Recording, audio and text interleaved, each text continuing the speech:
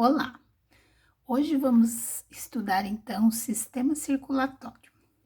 Nós já vimos na aula que quando realizamos atividades físicas, nossa respiração e nossos batimentos cardíacos se alteram. Lembram daquela atividade que a gente fez, que vocês foram correndo até no ginásio e voltaram? Muito bem.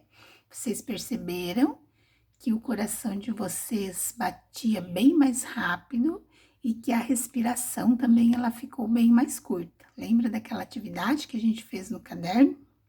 Muito bem. Agora a gente já sabe por que tudo isso acontece. Por causa do nosso sistema respiratório.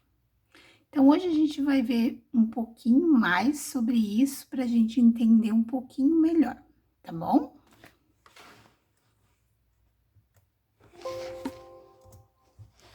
A gente tem aqui o desenho do sistema respiratório e do sistema circulatório, porque eles meio que caminham junto, né? Eles são um dos sistemas mais importantes do nosso corpo.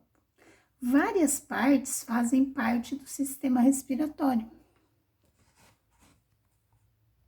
e do sistema circulatório. Só para dar uma arrumadinha aqui. Continuando então. O nosso sistema circulatório, ele é composto pelas artérias, pelas veias, os vasos sanguíneos, o coração, o sangue, mas alguns órgãos do sistema respiratório também são essenciais para que o sistema circulatório funcione bem. Vocês viram na aula passada que o processo de circulação já começa lá no nariz. Porque o nariz possui uma série de espaços internos, chamados de cornetos ou de conchas nasais. No nariz, então, quando a gente respira, o ar é aquecido, ele fica um pouquinho mais úmido e ele é filtrado para evitar que as impurezas que estão aqui fora entrem para dentro do nosso corpo. Na traqueia, que é essa espécie de tubinho que a gente tem aqui na garganta, né? Então, o ar entra no corpo pela boca ou pelo nariz. Ele se ramifica em tubos cada vez mais estreitos. Lembrando que o correto é sempre o ar entrar pelo nariz. Quando ele entra pelo nariz, ele faz o caminho bem certinho como ele tem que fazer. Só porque tem pessoas que respiram pela boca. Funciona também. Só porque às vezes pode fazer mal para o nosso corpo, tá? Depois que ele sai da traqueia, então, ele é levado até o pulmão. Os pulmões, nós temos dois, né? O pulmão no lado direito, o outro no lado esquerdo. O pulmão direito, ele é um pouquinho maior que o esquerdo. Os dois pulmões, eles ocupam bastante espaço ali na nossa cavidade torácica, como vocês podem ver no desenho. Quando o ar chega nos pulmões, então, lá nos nossos pulmões, a gente tem os alvéolos pulmonares. O que são esses alvéolos pulmonares? São tipo uns sacos cheios de ar. Eles fazem parte dos pulmões. Nesses sacos, então, ocorrem as trocas gasosas. O oxigênio do ar passa para o sangue e o gás carbônico passa do sangue para os pulmões. Quando a gente inspira, o ar entra no corpo e segue até os pulmões.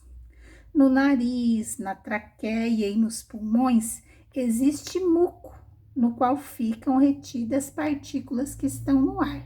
Então, aquelas substâncias que a gente inspira e que elas não são fundamentais para o nosso sistema circulatório, ela já vai ficando retida em algumas partes do nosso corpo. O coração é um outro órgão bem importante, talvez o mais importante do sistema circulatório, né? Vocês viram na aula passada que o coração, ele possui paredes formadas por músculos. E dentro dele existem cavidades cheias de sangue. Duas cavidades dessas são menores, na parte de cima, né? Que são os átrios, o átrio esquerdo e o átrio direito. E duas cavidades são um pouquinho maiores, na parte de baixo, que são os ventrículos, o ventrículo esquerdo e também o ventrículo direito. Quando o coração bate, ele funciona como uma bomba que impulsiona o sangue para fora dele. Tem também ali os vasos sanguíneos. O sangue, ele fica dentro de canais que funcionam como tubos ou canos que percorrem todo o nosso corpo, desde a cabeça até a pontinha do pé. São os vasos sanguíneos. As artérias são vasos sanguíneos por onde o sangue sai do coração.